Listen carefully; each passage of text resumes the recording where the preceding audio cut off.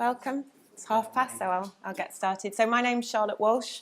I'm a lecturer in law at the University of Leicester, and I'm giving the first talk, and I'm also chairing the next two panels, so throughout the morning, on law, politics, and society.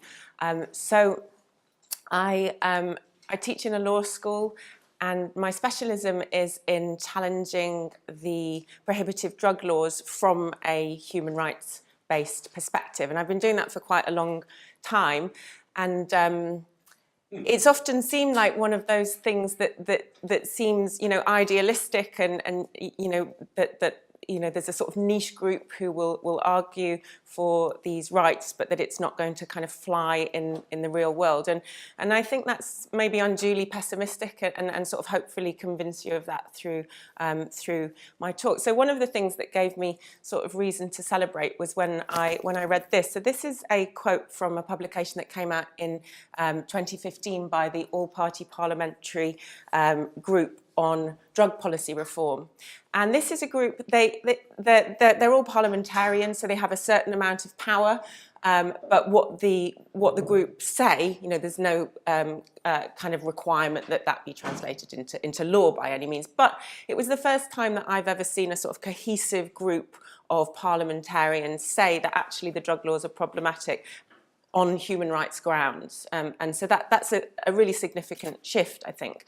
And so this quote from them, and they're basically saying that we should use Article 8 of the European Convention on Human Rights to challenge the drug laws, specifically in relation to possession or purchase or sort of home-scale cultivation, on the basis that it criminalising this conflicts with our own rights and that those activities don't interfere with other people's rights. So that's their kind of basic rationale.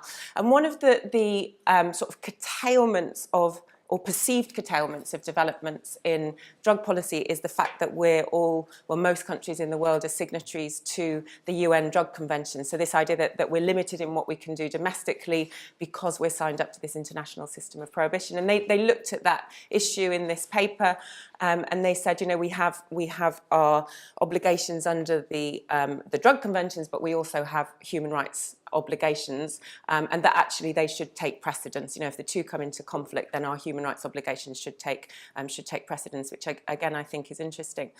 So one of the things I think, and this was kind of flagged up by the response to this publication, one of the things that I think is a barrier that we need to overcome here is the idea that what we're talking about is trivial.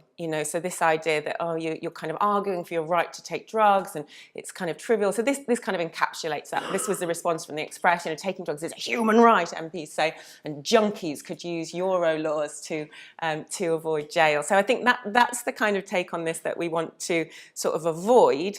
And I think, really getting to the heart of this isn't about, the right to take drugs. It's about our right to freedom and the extent to which the state should be able to impinge upon our personal freedoms. That's what's at stake here, regardless of whether or not you're interested in taking drugs. That's what we're actually concerned with here.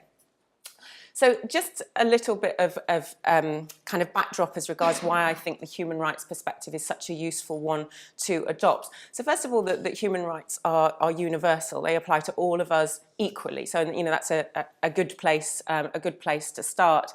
And also this idea that they're normative. So in other words, they express a view of the world that those people who adhere to them, the way that those people who adhere to them believe that the world should be. This is like an idealistic vision of what we think that the world should look like. And then we can use them as a tool. We can kind of look at what we're doing as a society and see whether or not we match up to these normative standards. And that's not just optional. The fact that we should scrutinise what we're doing. That's the law in this country. We're signed up to the European Convention on Human Rights. It's embodied domestically through the Human Rights Act 1998. And that means that the courts have a duty to make sure that all legislation is in accordance with human rights law and the way in which it's being applied, both when we're bringing new legislation in and people can challenge old legislation in the court. So that's the situation that we're in. I also think that human rights are really important because you only need one person to change the law. You know, one person has to convince the courts that there's a problem. It doesn't automatically change the law. What the courts will do is they can make a declaration of incompatibility, and then Parliament have to kind of revisit that. So we have parliamentary sovereignty in this country, but it's a big driver towards that if the courts are saying, you know, the law is out of line with the European Convention.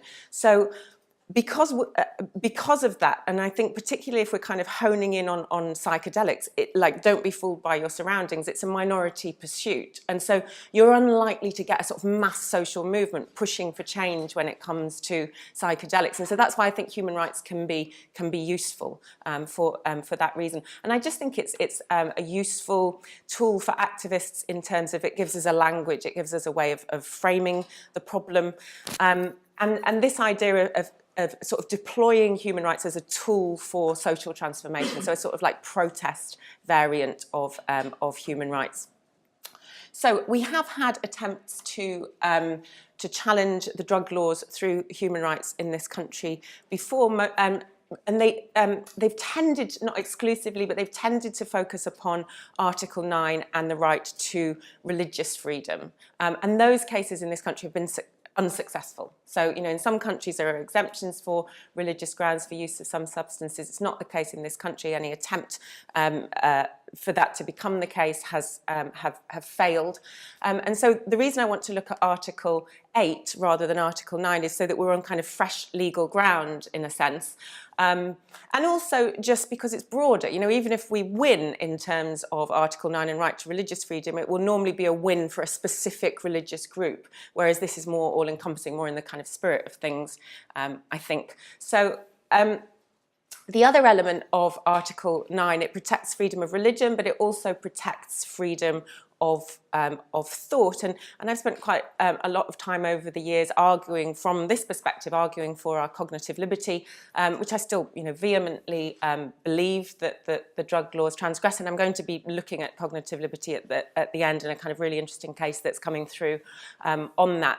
But I think sometimes, you know, following on from the recommendation from that report we looked at the outset was using privacy, and that's maybe more palatable to people. You know, this idea that we should have a right to privacy is maybe a better framing than a right to freedom of thought. It might be more kind of have more mainstream appeal. And obviously, you know, there's overlap. Like what we have the freedom to think is highly related to who we have the privacy to become. That, you know, these two things, they're artificial distinctions in a sense. So it's just a question of how you're kind of framing your claim. Okay, so looking at Article 8 and how we might use this to challenge the drug laws. So you can see here that Article 8 is the right to privacy.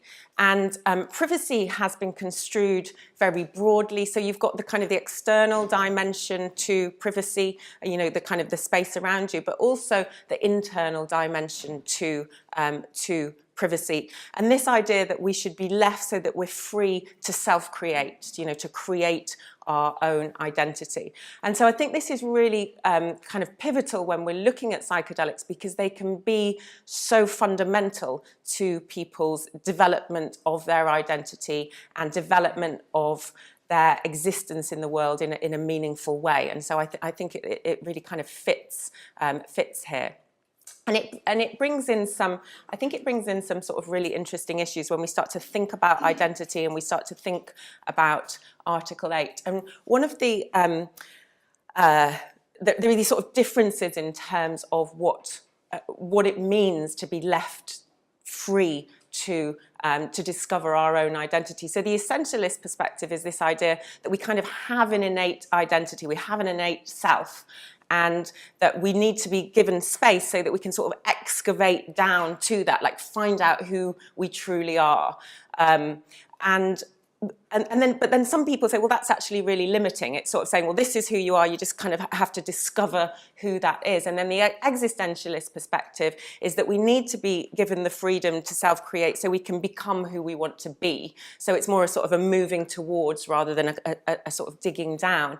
And maybe, you know, on the face of it, that second one fits really well with psychedelics if we sort of conceive of them as a transformative tool, that it links in with this this existentialist take on it. But I think, you know, there's a paradox here in a sense that also with the psychedelics, you know, for many people the experience can be that when we use them, we sort of free ourselves, you know, in technical terms from the default mode network, or, you know, more conversationally, just from the kind of the grooves that our mind typically treads.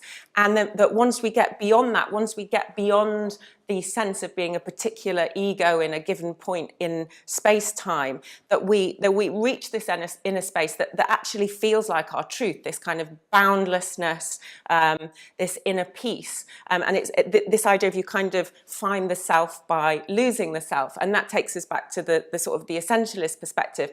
I guess it depends which self you're looking for, like your sort of your small self or your big self, and also both, as is normally the case when you're faced with kind of a choice in this kind of situation, both are probably true. You know, we're kind of sort of simultaneously unearthing ourselves while kind of creating our own avatar to exist out in the world. So, you know, it's complicated, but whichever one, both, we need the space in order to be able to do that.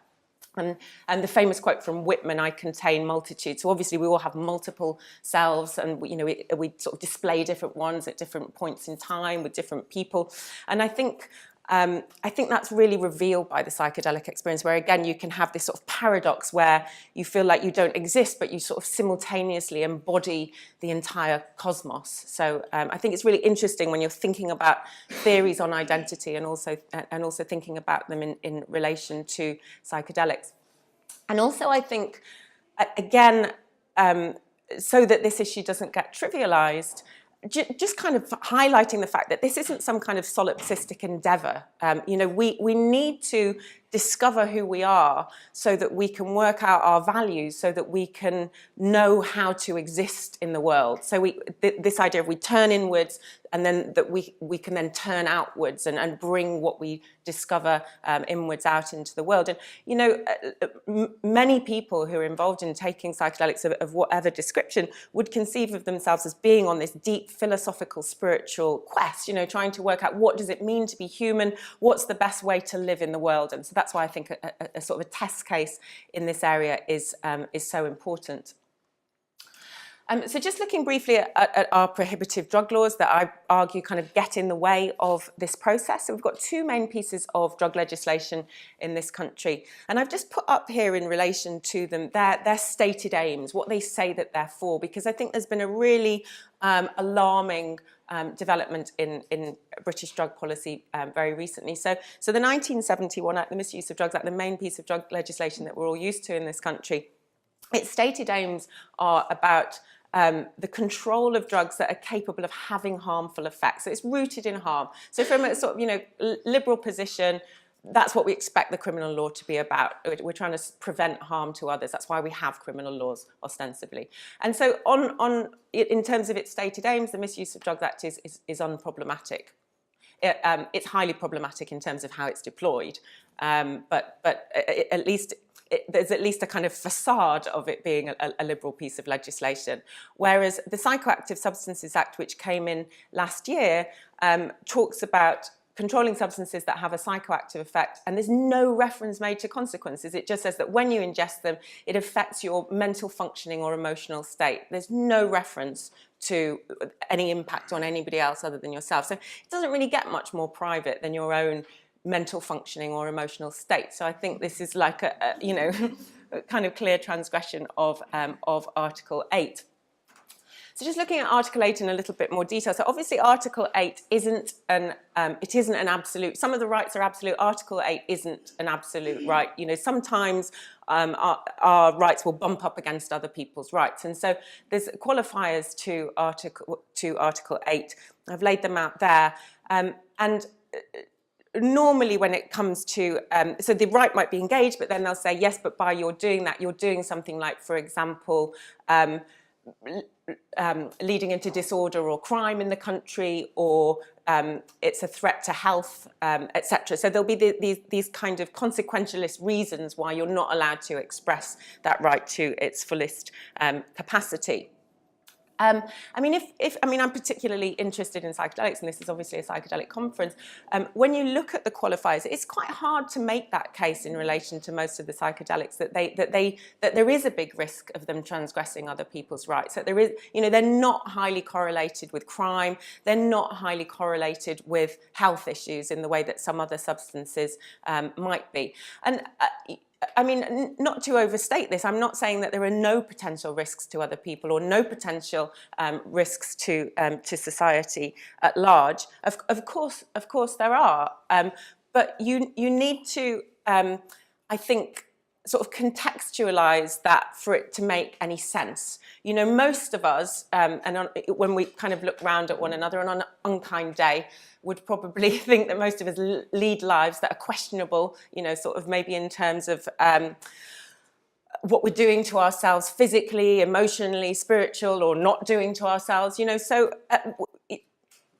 you have to kind of think that there needs to be necessary limits on what we're trying to do with the law. And that certainly when you're talking about the criminal law, it's a very blunt tool, and you should only really be bringing that into play where there are significant risks of the qualifiers kicking in, particularly when there's a protected right at stake. So, we're not saying there's no problems, but we might be saying,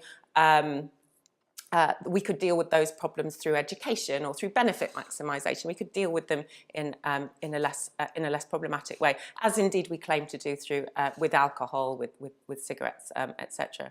Arguably not terribly well. The problem is with the rights in practice. What's happened with the previous cases is that we have the qualifiers to the rights, and then they're engaged in this.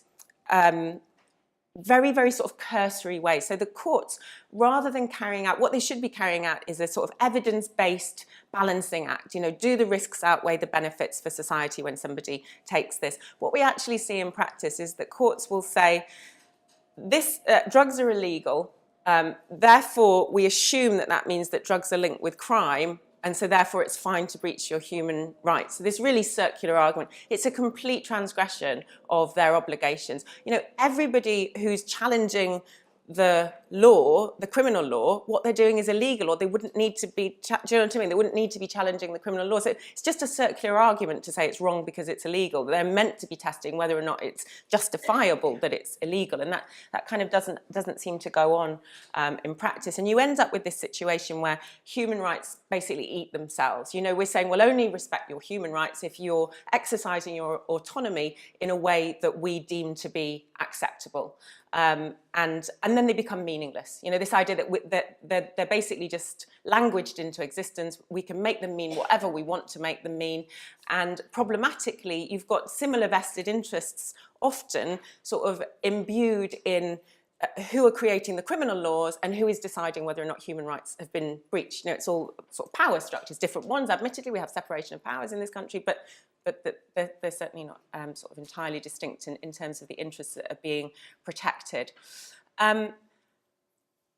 I think another thing that's worth kind of pointing out here is when you look at the qualifiers, they set up this really unhelpful dichotomy. They're basically saying, we're looking at whether or not the individual should have this right, or whether or not that unjustifiably transgresses the rights of society, as though those two things are separate. And it's nonsense. We all know that, and the psychedelics certainly kind of bring that into sharp focus. Society is made up of individuals. Society benefits from having enlightened, self-realized individuals. And so this idea that it's kind of one being played off against the other, this sort of competitive approach to rights is it's misleading, I think. And so I think... I actually think, I mean, you can sort of look at this in different ways, but maybe it's that's the problem. Maybe there is this recognition that if these substances were allowed and were kind of used more broadly, that perhaps that would lead to changes in society, and those who are invested in society as it is, don't want those changes. You know, you can kind of look at it in that way. I really like this quote from Eisenstein. I'm going to read it, saying that, in fact, the prohibitionists are correct. The legalization of cannabis, LSD, MDMA, psilocybin, mushrooms, ayahuasca, and the other psychedelics would indeed mean the end of society as we know it. The threat that conservative political forces have identified is real. If these were just innocuous bourgeois playthings, experiences that one could consume on weekends to make life as usual a little more tolerable, then the guardians of the status quo would have little reason to prohibit them. They recognise, if only unconsciously, the revolutionary social and political potential these substances carry. Psychedelics can bestow expanded consciousness, perceptions and ways of being that are incompatible with those that undergird our society. And so, you know, you can have different views on that, but maybe that is the reason, rather than a sort of a threat to society in the way that it's normally kind of put forward. So lots of people kind of say, well, if everything that I've been saying is true, then it's actually naive to expect this to change through the courts. You know, if the problem is systemic, we're not going to change it through the same systems that brought the problem into play. So that really what we need is activism as against kind of legal formalism. And this idea, which, you know, I'm strong supporter of, that maybe we don't need to wait for change from above, we don't need to wait for permission, and people are just acting as if they're allowed to do this. I mean, that's always been the case, but I think it's kind of being amped up maybe with new technologies. So we have, I mean, the Silk Road is no longer up, but we have all kinds of drug markets on the dark web, obviously, where people are just buying and selling psychedelics as though that were acceptable, kind of beyond the purview of the law to a large extent, certainly not entirely. And then other examples, so for example, you know, ceremonies across the UK, further afield, so we've got the cannabis clubs in Spain, which are, you know, slightly different, where this is sort of exploiting legal loopholes.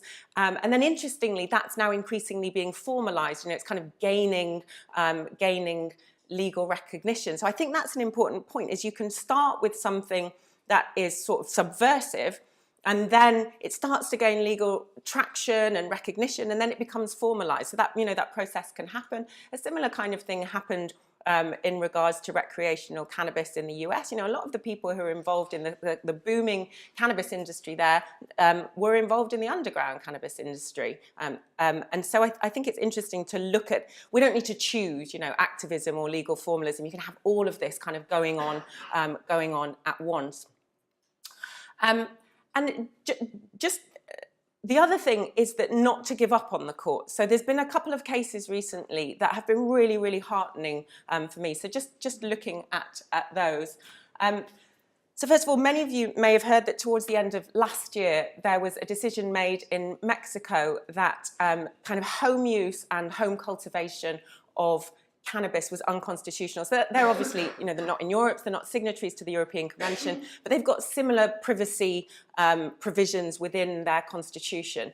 And if you read it, there's an English translation of it on Scribd, is that how you say it? If you Google it, you'll find it, and it's great to read. You know, so they're basically arguing that they need the right to self-create, the right for that these drugs are part of them forming their identity, and this is accepted by the court. It's accepted by the Supreme Court, and it's a first in the sense that it's not a therapeutic exemption, it's not a religious exemption. It's just that this is. I mean, it's not a first, but it's getting us out of those kind of like reified, you know, constructs that we can sometimes fall into.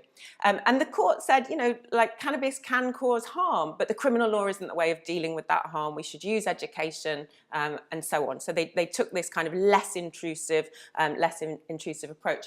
And then there was a similar case, again, I really recommend reading it. It's the case of Prince, which happened in South Africa in March of this year. And Prince, again, argued on the basis of privacy that he should have the right to grow and smoke cannabis in the privacy of his own home. Again, on privacy grounds, not religious or therapeutic. And the judgment is such an uplifting read.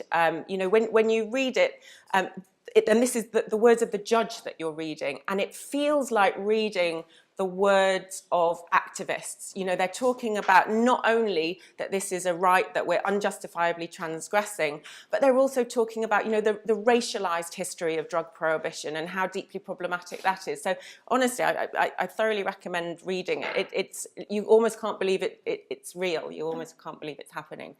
And so I think those two cases are, you know, they both happened in sort of relatively quick succession, and as I say, really heartening. And then there's a case going through the courts this summer. They're known as the Dagger couple. They call it cannabis Dagger in South Africa. And this couple had their home raided, and so they're challenging the cannabis law in South Africa. So we've just seen that they've already said that for kind of private use and home growing, that the Supreme Court has said that that's unconstitutional. But they're saying it's kind of broader than that the prohibition on cannabis itself is unconstitutional. So they want to kind of broaden out this. And they contacted me, actually. They'd been pulling together their defense, and they'd kind of Googled and they'd found some videos I'd done where I was talking about cognitive liberty, and they got in touch with me and they said, we're going to kind of bring that in as one of the main planks as our defense, because we think that's, you know, a great argument to bring in.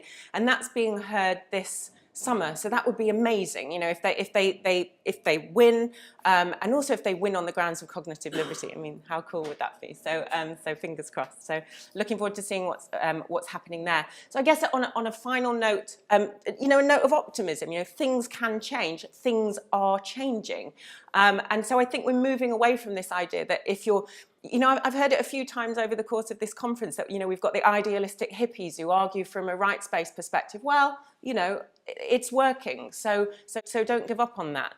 And also, I think, you know, sometimes I find it a little bit embarrassing telling people that I work in a law school, because, you know, lawyers get a really bad rap, and I sort of think I like it when you can see the law being used as a tool for positive change. You know, we can sometimes use the law to overcome systems of oppression, and we can sometimes use the law as an empowering tool, you know, so that we can reach our full potential in this life. And I think, you know, sometimes it's really nice to be reminded of that. So thank you.